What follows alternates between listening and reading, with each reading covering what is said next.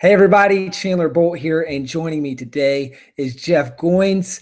Jeff is an author, blogger, and speaker, and after working for 7 years in the nonprofit world as a marketing and communication director, he now writes and speaks full-time. Through his blog, online courses, live events, he challenges people to make their messages matter and helps them connect with their audiences. He's also the author of 4 books, including his most recent book, The Art of Work, which I'm sure we'll dive into a little bit in this interview. But really what we're going to be focusing on here today is the writing side of things and how Jeff has kind of really exploded things with his writing, also built his tribe, and is coming off the heels of one of his most successful book launches ever, I think, as far as I know. I'm sure we'll dive into that. So Jeff, welcome. Thanks for having me, Chandler. Good to be here. Awesome. Well, before we get into kind of the writing, we'll get into some mechanics here, kind of how you do things as well. Before we get into all that, I kind of want to take it back a little bit to start into how did all this get started? Because as I mentioned a second ago, you were working for several years in the nonprofit area. Like, how did you transition over from that? How did you get started, number one? And then how did you transition to going full time? Yeah, so I got started realizing that what I felt like I was meant to do was not be a marketing director. As good at my job as I was at that, I just felt like at 27, 28 years old that I was succeeding at the wrong thing. And I was worried about where that would take me in 10 years. And I didn't hate my job. I wasn't stuck in some cubicle or anything, but I just felt like this isn't it. You know, I had an itch that I was trying to scratch. And through a series of conversations and realizing my wife had been telling me this for years, I realized I was a writer. Like, that's what I should be doing. And so I had a conversation around that time with a friend of mine, and he asked me what my dream was. And I said, I don't know. And I was kind of afraid to admit it. And he said, really, I would have thought that your dream was to be a writer. Like, he could see that just, knowing me. And I think that's often the case. I think the people closest to you can see the things that we tend to want to ignore sometimes. And I said, yeah, I guess you're right. I'd like to be a writer. And he said, Jeff, you don't have to want to be a writer. You are a writer. You just need to write. And the next day, I remember getting up at 5 a.m. and pulled up my laptop and I said, okay, I'm going to do it. I'm going to write. And I'd been writing kind of in, fits and starts for the past several years, but I hadn't really done it with any dedication or passion. And that next year, I wrote every single day. I started publishing on a blog every day for a year without fail. And that kind of catapulted me into all these opportunities that I never anticipated. The blog grew. I ended up getting a book contract and saw some opportunities as the blog audience grew to start a business. And all these things really came out of 2 things, I think. One, just admitting that I was a writer, becoming this person that I wanted to be. And then doing the daily practice and sharing it with a small audience that grew over time.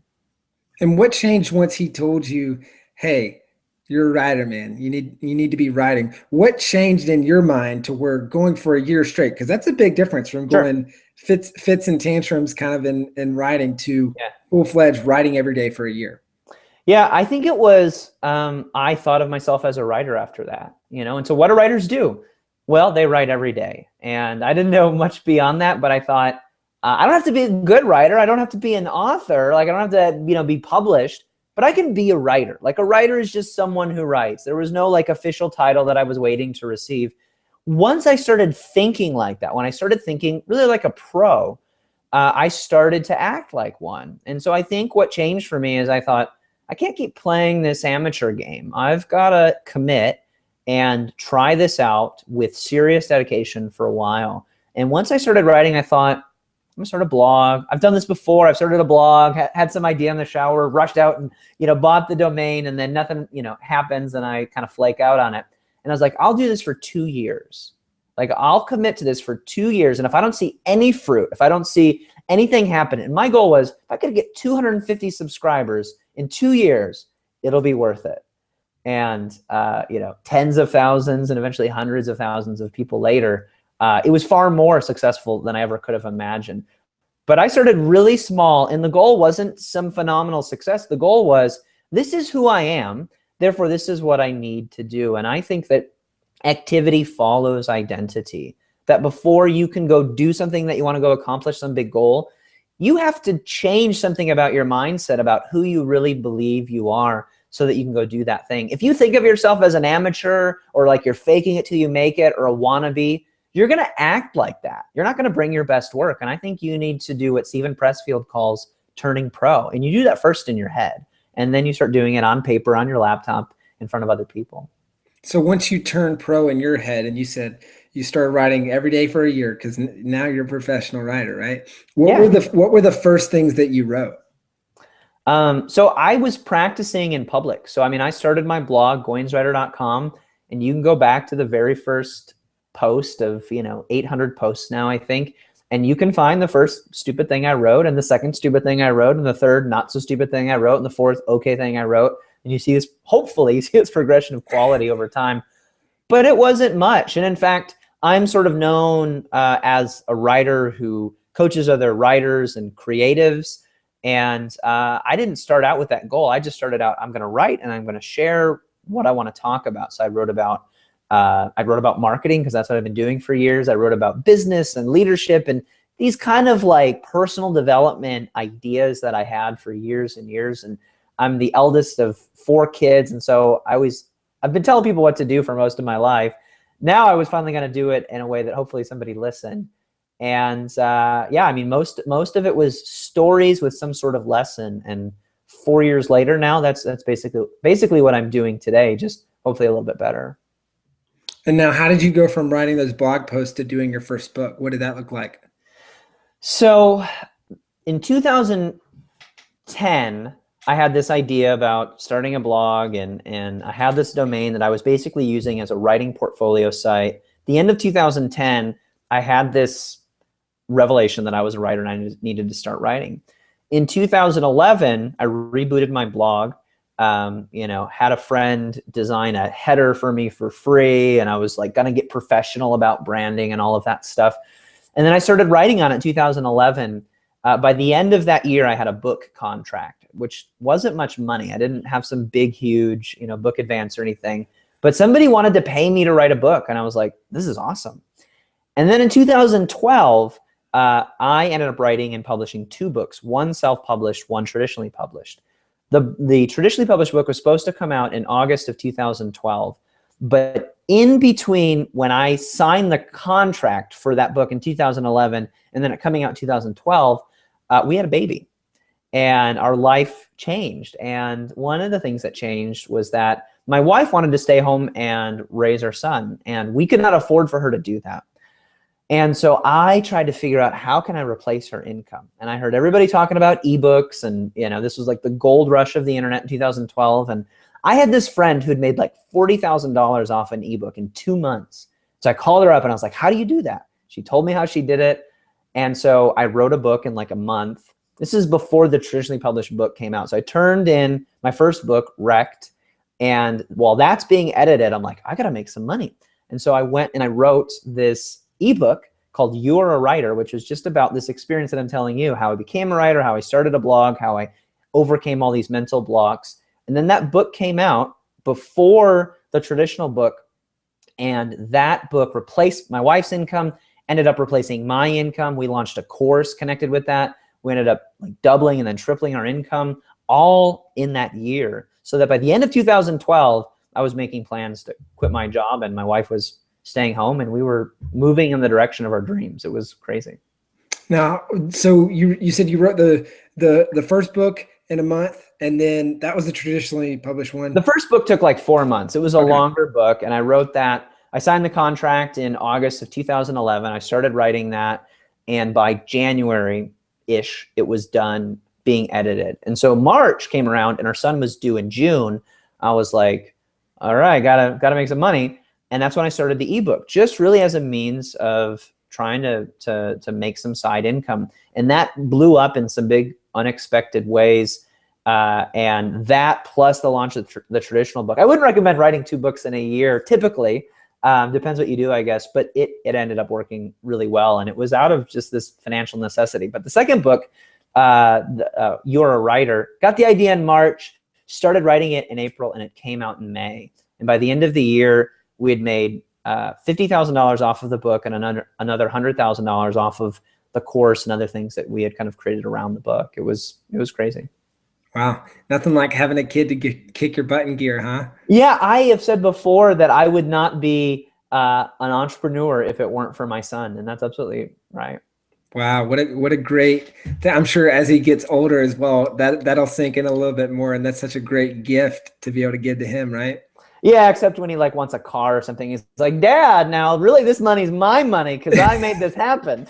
Remember, Dad, you wouldn't be an entrepreneur if it wasn't for me. I saw that interview. I heard you say it. Chandler Bolt says. Oh man. Well, let's dive into what that the writing process looked for the traditionally published book, and then we'll get into the other book, and then we'll kind of draw some differences. But let's start for that first book. And what did that process look like? Because you're going from blog posts to now writing your first book.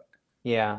There's different ways to look at this. I do think that blog writing is different from book writing. This idea, I think a blog is a great way to practice, but this idea that you can just take a bunch of blog posts and turn it into a book, I don't think it works. I have a friend who's doing that right now, and he did it well, but it took months and months of editing to kind of create the arc that a book has. If you think about a blog post, typically the structure of a well-written blog post is you've got some headline, then something to grab their attention, a lead paragraph, a startling quote or statistic or question that grabs people, pulls them into the article. Then you transition into the body. You've got main points or a story that progresses in some sort of logical or narrative order, and then you wrap it up with a call to action, sometimes a question, and it's done. Like there's an arc to it, right? There's an emotional experience that you have.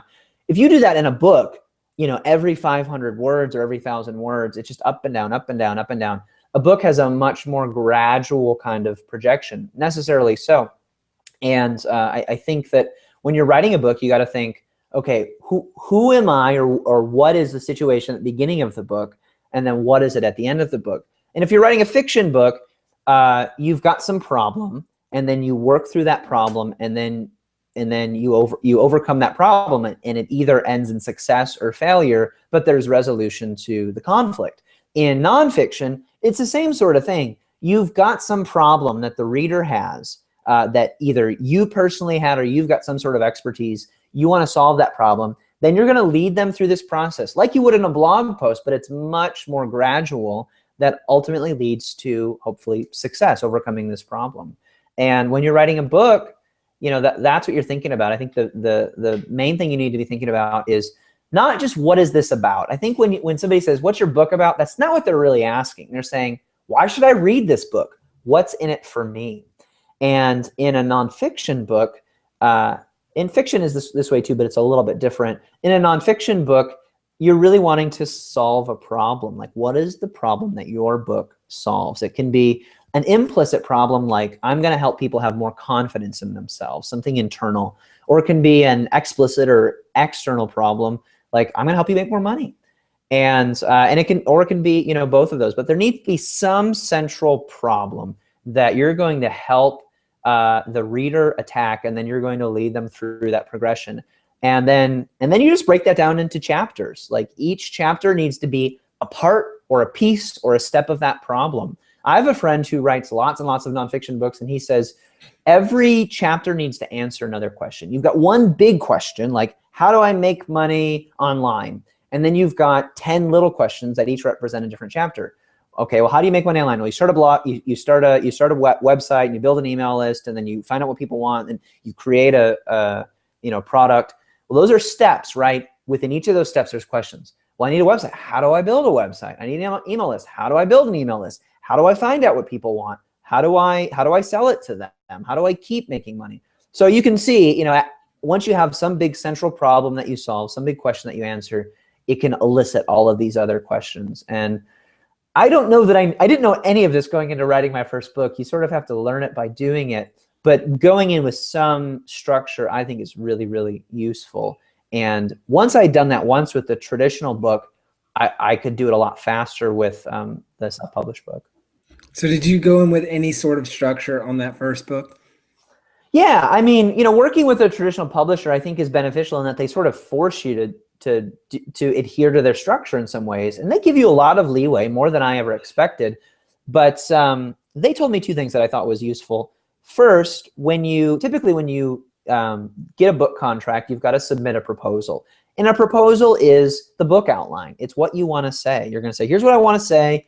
Here's why this book is different from other books. Here are other books that are like it. And if you go, oh, there's nothing like my book, the publisher doesn't want to hear that, because that means that there's no category for it. There's no place to put it on the shelf.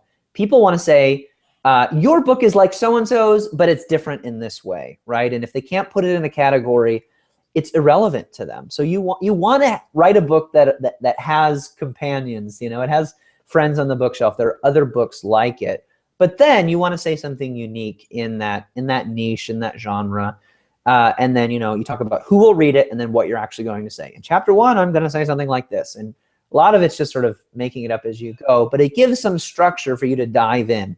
So the first thing that they did for me was they helped me come up with that structure. And for me, it was just, you know, this was a book about how we find our purpose through acts of sacrifice, acts of self-sacrifice, selflessness.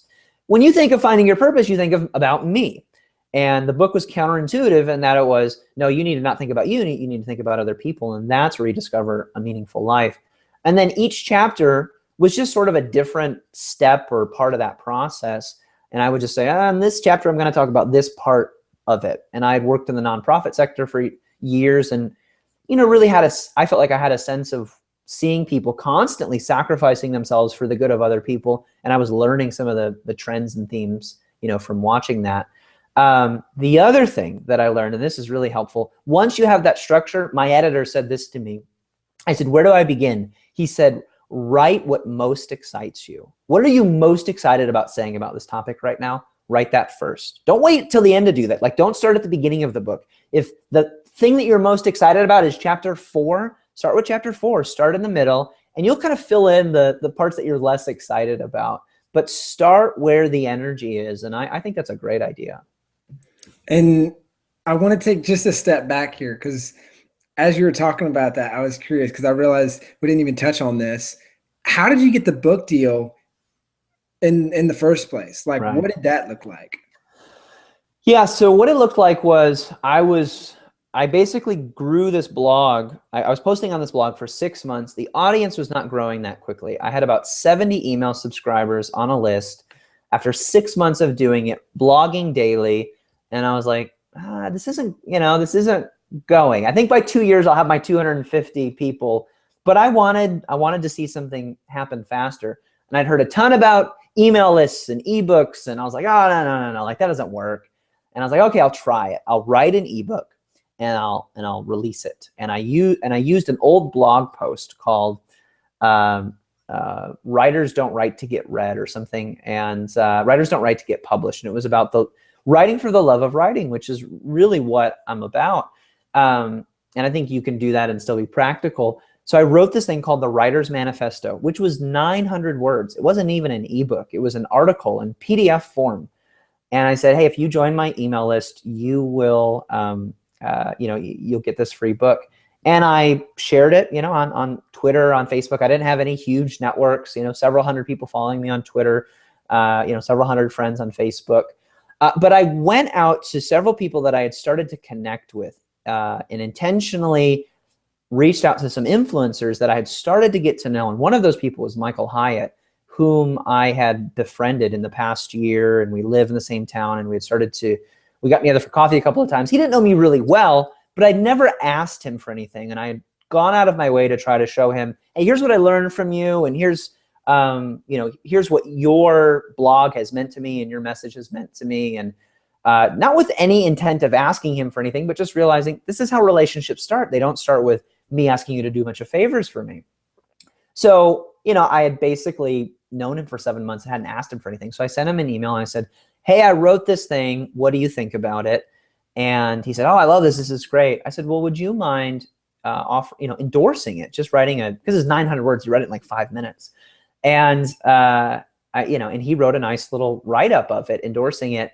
And then I launched that ebook, and he and a bunch of other people started talking about it. And my email list grew from 70 people to 1,000 in a week.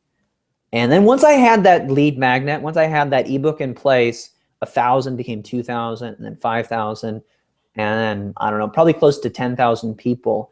And then people started reaching out to me, literary agents and, you know, smaller publishers. And I was at a conference in Chicago and met this acquisitions editor, the person who's in charge of bringing books into the publishing house.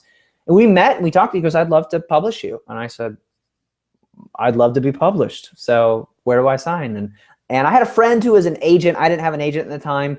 The publisher offered me a contract. Again, wasn't much money, but it was an opportunity to get published. And I just thought, man, I thought this would happen in like 10 years. And here it happened in 8 months. And so I had a friend who was an agent. I involved him in that. But really it came about as a result of getting an ebook out there, trying to be generous, do the things that, you know, you hear so many people talking about online. And then meeting somebody at a conference kind of, you know, by happenstance, and then, you know, saying yes to an opportunity and figuring it out along the way. But without that email list, nobody would have cared. Nobody would have been watching me. And yeah, it was a great opportunity. That's a great story. And let's talk about, so we kind of took a step back there. Yeah. I was a little curious, a little fun bunny trail. But so we talked about this first published book that you wrote, and now let's talk about the self-published book that you were writing when it was crunch time, right? Baby's coming. I gotta get something else out and make some money. How did that process differ from the published book? Now that this is your second book, but it's different. It's self-published versus traditional. Yeah, it's funny. I wrote it second, but it came out before the traditional book. So it's almost like my first book. It was the second book I wrote, the first book I published. I had the exact same story, and it's so confusing to tell people, like, first book I wrote was not the first. Yeah, it's, hopefully I'll just write a bunch of books and people will, you know, stop asking me numbers because it's confusing. The process was different. I really thought about audience with this one. The first book I wrote, because I was like expressing myself, and this is your first book and everybody wants to write a book.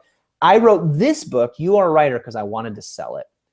And I still wrote it with passion, and I you know, said things that were true, but I really thought about audience. I thought about, how is this going to get marketed? What, you know, how is this going to help people?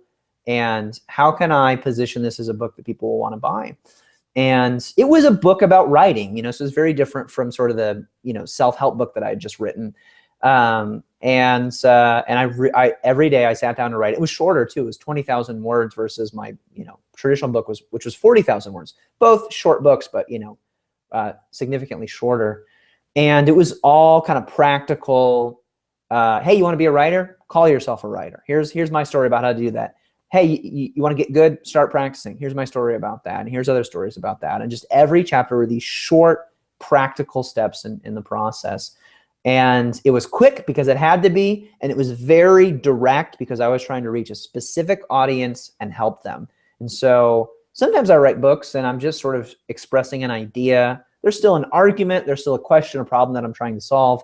But it's a little bit more out there. This book was very focused. And I think, you know, the following success was a result of that focus. You either knew that this was a book for you or it wasn't for you. You are a writer. No, I'm not. See you later. But people pick up that book and they go, yes, I am a writer. I want to be a writer. I'm going to read this book. And it immediately connected with the target audience, which taught me something about art and audience, how you can creatively express yourself, but also think about the person that you're trying to reach. And by being specific, did that make writing that book easier? Yeah, I think so. It wasn't hard. It wasn't a slog. Again, I had a deadline, which I think is the best way that I'm most creative. But I got down and I worked on it every single day, and I wrote it in about a month. And then I quickly formatted it and put it on Amazon and put it out there. And yeah, I mean, it was. I don't remember struggling to write that book because I had just lived this for the past year and a half, you know, starting this blog, getting a publishing contract, starting to get published in magazines, getting my work out there, growing an audience. And I had tried to do it the other way. I tried to do it where I didn't have a blog, I was like, I don't need a platform. And I was writing to that person that was, you know, from 5 years ago, that was going, oh, I don't need any of that stuff. And I'm going, listen, little me, you need this. This is future me saying, you're going to want this earlier. And yeah, I just gone through it. I was living it. And I felt like I was basically writing that book for a younger version of myself, which incidentally, I think is not a bad strategy. Now, is that book, the way you wrote that book, different than the other 3 that you've written? I think every book you relearn how to write a book. At least that's been my experience with 4 books so far. I had a conversation with Guy Kawasaki, and I asked him this question. He's written probably a dozen books now, and I said he used to work with Steve Jobs, and he's the author of a lot of business books. And I said, you know, every time I write a book, I feel like I'm sort of dying and like learning how to write all over again. I said, does that ever go away? I mean, did you experience this with your 10th book or whatever? And he goes, no, like, he goes, after like the 7th or 8th book, that goes away, and you just kind of figure it out. And I thought, oh, that's good to know. And this was like, at this point I'd written 2 books. I was like, I only have 5 more books to go. Great.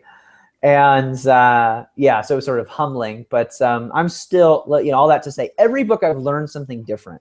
When I wrote my first book, I learned how to write a book. When I wrote the 2nd book, I learned who to write a book for. When I wrote the 3rd book, I learned how to tell stories, which it's always been important in my writing, but I had a book full of stories, and that book did not sell as well as some of the other books. But I'm glad I wrote that book because I learned how to tell stories by the end of it. And if I could go back and rewrite that book, I'd tell it way differently. So then with my last book, The Art of Work, I was able to weave all of these lessons together. How do I, now I know that now that I know how to structure a book, how do I say something to an audience that feels like a creative expression of myself, but also connects with them? And how do I do it in narrative form? Because I believe that can be transformative to people. And how can I bring all of these lessons that I've learned over the previous 3 books and combine them into, one great book? And that's what I try to do. And I felt like I was able to do that in terms of everything that I've learned up to this point. I kind of brought together in one book. And do you feel like that book is your best work so far, or has been your best work because of that? Yeah, I think so. I mean, hopefully this isn't, a writer isn't guaranteed that every next book will be your best book. Some people peak early, some people peak late. But I hope that the books keep getting better and better. And I do think that this was a book that I will hopefully read years from now and still feel good about. Sometimes when you write a book, you immediately, you'll publish it and then you'll go back and go, oh, man, I'm an idiot. Because by the time it's out there, it's 6 to 12 months after you've written it, and you've grown so much as a writer, you want to go back and rewrite the whole thing. When I finished The Art of Work and then it got printed and edited and I read it, I was like, this isn't so bad. Like a sentence here, a paragraph there, like not so bad. I felt like I was able to enjoy my book, not as the person who created it, but as a reader. And I think that's what we're all trying to do, is create something that we would actually want to read, and we wouldn't just read it because we wrote it, And yeah, but I hope to keep growing. I mean, a lot of times I think people get stuck with how to start, and they go, which book should I write first? I've got eight ideas for a book. Which one should I write first? And I always say, write your worst book first.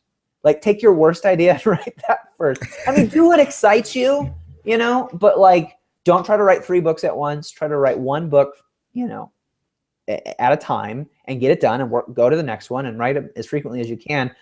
But by and large, your first work is going to be your worst one because you haven't learned much. And every time you write a book, you're going to learn something. And I think writing a book is the best way to grow as a writer. Nothing stretches me like that. Blogging is great. Going to conferences is fine. Reading is great. But nothing forces me to grow as a writer as actually writing a book that I know people are going to read, and I'm nervous, right? I have to take an idea and sort of kind of scope it out in some sort of comprehensive way. What's my argument? What's the story that I want to tell? And then be willing to commit to publishing it and hope that I don't get 1-star reviews, because then I'll feel terrible about so that pressure makes me create something good, and it forces me to grow in ways that I wouldn't grow otherwise. That's a great point. And how long did it take you to write The Art of Work? Well, I say really like a year. And I think now for me, it takes me about a year to write a good book. But what that looks like is I started the book in like December. I had an early version of it done in, well, maybe I started in like November. I had an early version done in March. And then I edited it like 6 more times. And like the last, version of it was done in like October, but that's lots of back and forth with the publisher, lots of edits and stuff. So I could write a book in 3 or 4 months and then spend another 3 to 6 months editing it, really saying what I want to say with it. And I know people who write way faster than that. They can write a book in a week, or, a month. And I've done that before. But if you're gonna if you don't have the message in you and you've got to do some research, and The Art of Work was this really comprehensive book where I interviewed people and I read a bunch of books and I kind of assimilated my life story into it. And then I had to tell these stories well. It just took a lot of time. And I really enjoyed that process a lot. But it certainly took the longest to write. And I think the quality shows that. I mean, you see that I took sentences and I wrote them and rewrote them and rewrote them and rewrote them until they said what I wanted them to say.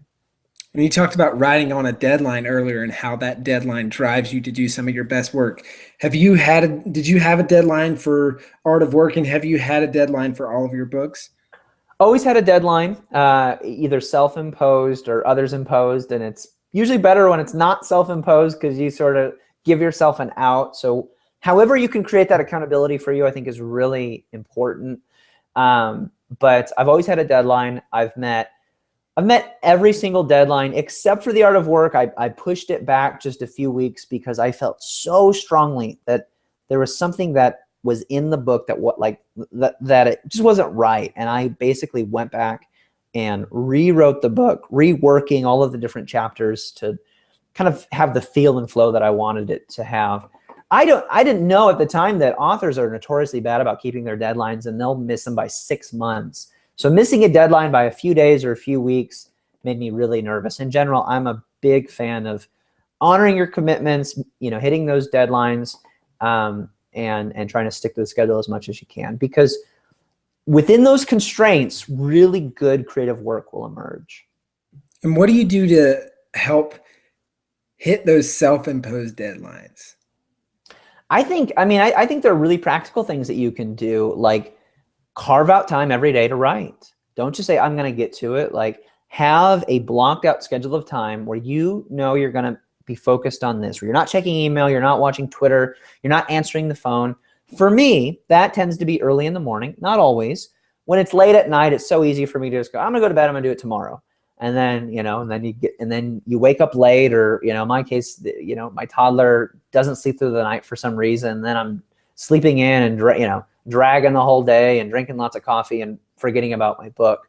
And so when I'm working on a book, I intentionally block out, scheduled time to write. And I've written 3 books while employed and only 1 book as a full-time writer. And so now I have a little bit more leeway with my schedule, but I'm also running a business. And so what surprised me being a full-time writer, when I finally became a writer, this was my full-time gig, was I still had to fight for time to write. It didn't just come. You will always have to block out that time because there's always going to be some distraction, something to fill your time, some demand on your schedule.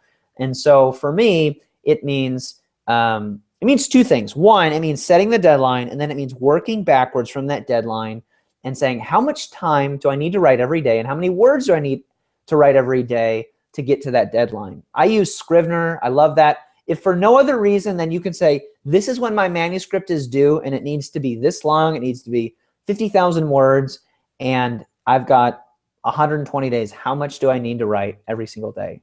And it'll tell you. And then if you fall, and then it'll calculate how many words you wrote today, and it'll tell you how many words you need to write tomorrow. I'll keep recalculating that like a GPS. I love it. I'm a big fan of that, for no other reason than you can set the deadline and then work backwards from it. But that's what it takes for me, is the deadline, the discipline of daily writing, and then some sort of daily target. So you start your books with a word count goal in mind? Yeah. typically. And And then how do you come up with that? Or good? It depends on the type of book, the category of the book. So if I'm writing like a business advice book, those books are, 200 to 300 pages. I mean, the exceptions are, the 400, 500, 600 word books typically. And then from there I go, okay, here's, so typically with that genre of book, I'm going to write 50 to 65,000 words. And that just gives me some structure to say, okay, if I'm going to write 60,000 words and I've got 12 chapters, then the average chapter is probably going to be about 5,000 words. I need that kind of structure. If I just write, I just talk about whatever, I'll just keep going on and on and on. I need a frame for the art so that even if I want to kind of go outside the lines, I know that I'm going outside the lines. That isn't everybody's process, but that works really well for me. And every kind of book has a structure. A novella has a structure, a novel has a structure, depending on the subject, the length and breadth of what you're wanting to say.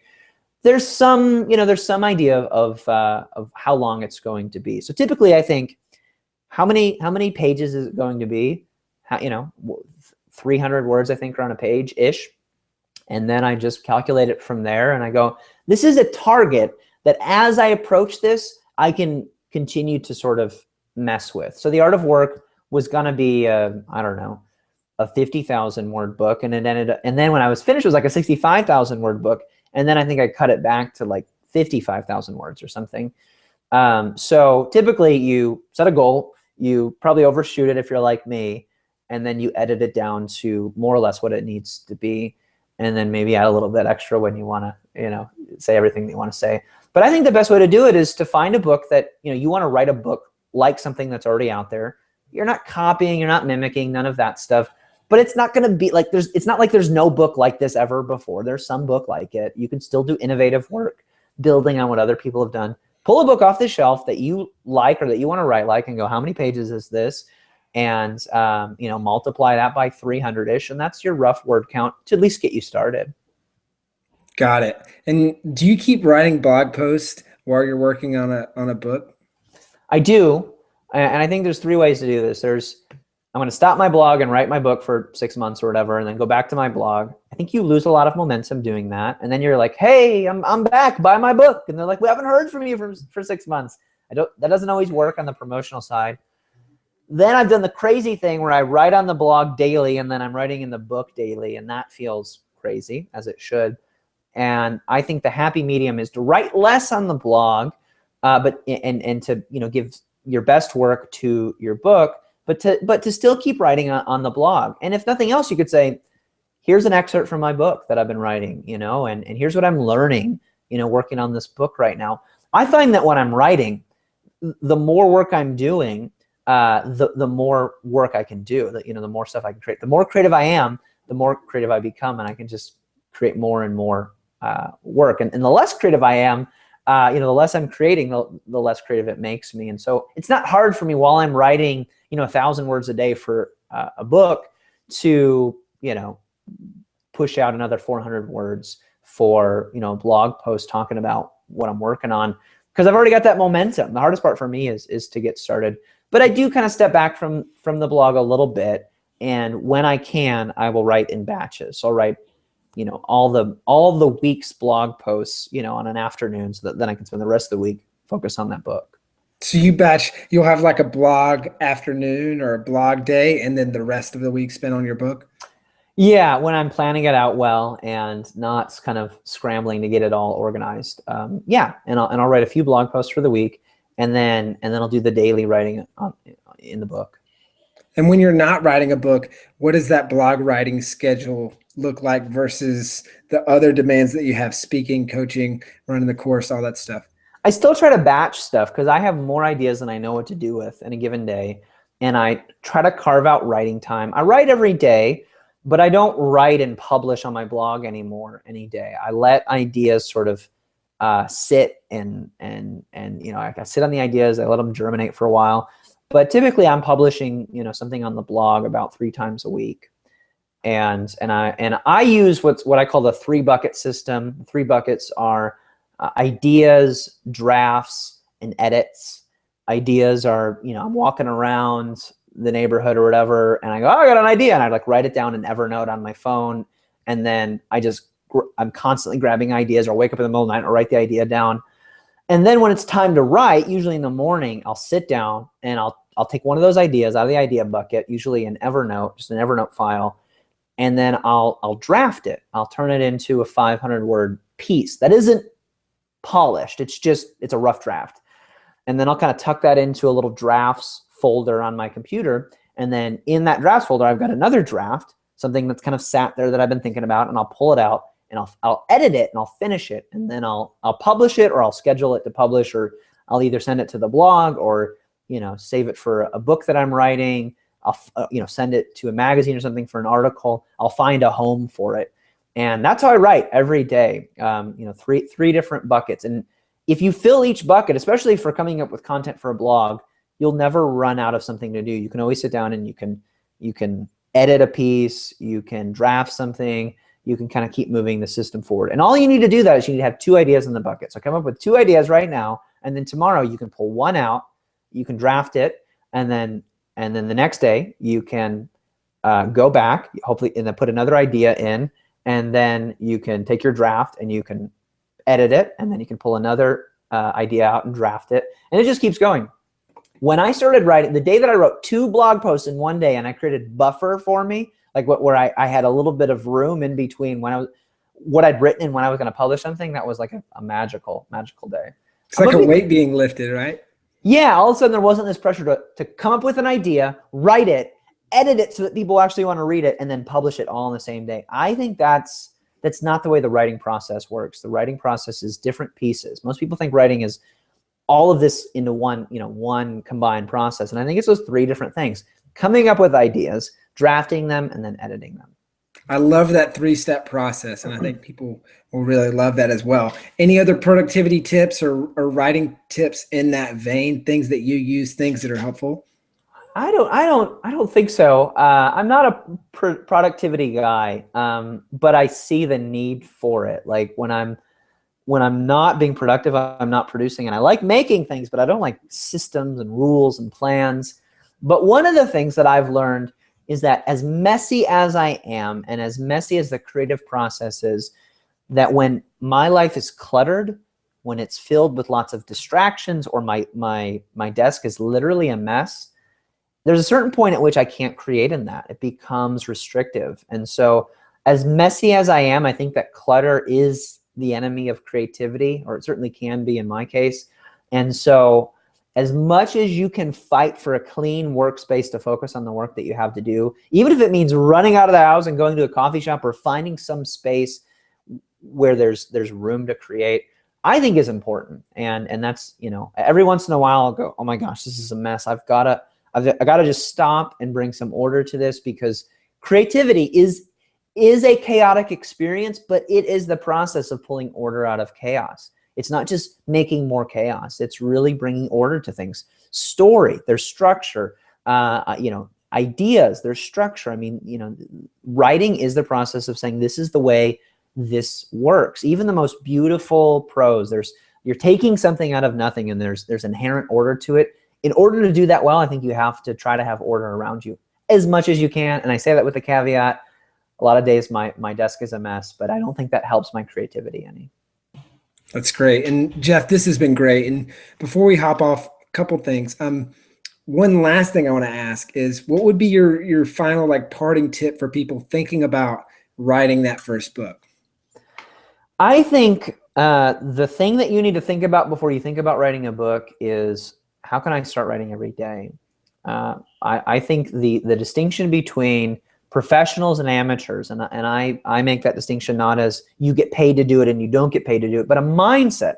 I had an amateur mindset when I wasn't writing every day. The way to go from amateur to pro is to, first of all, acknowledge that you are a writer, and then secondly, to do what writers do. They write, and they write every single day. My challenge is to write 500 words a day for a month and see what happens. When I started doing that, I became a better, cleaner, more disciplined writer.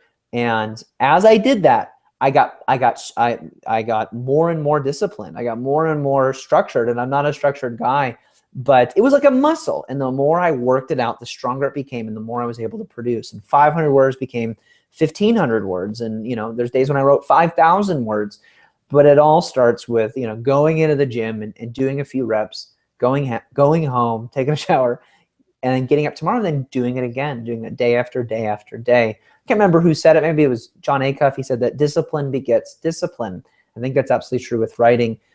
Before you can think about writing a book, you need to think about who you are as a writer, and then what do writers do? They write every day. If you start writing every day for as little as 500 words a day, I think that's like 30 minutes for most people. It won't be a question of when do I get to write my book, but really, when do I get to publish this book that I've already written? Because 500 words a day, several months in, you're going to have a book. That's great. And then once you do that, you can be writing strong like Jeff Goins, right? Yeah. Awesome. Jeff, thanks so much. Before we part here, where's the best place where people can find out more information about you? Best place to go is goinswriter.com. You'll get a opportunity to sign up for my email list. You'll get several free things, including a free ebook on how to build your audience, which is something that most authors and writers struggle with, and a whole bunch of other cool stuff. And that's like coins, but with a G, or as I was reminded in middle school, groins without the R. Goinswriter.com, and you'll find out more about that. Thanks. Awesome. Thanks, brother. Talk to you soon. Thank you, Chandler.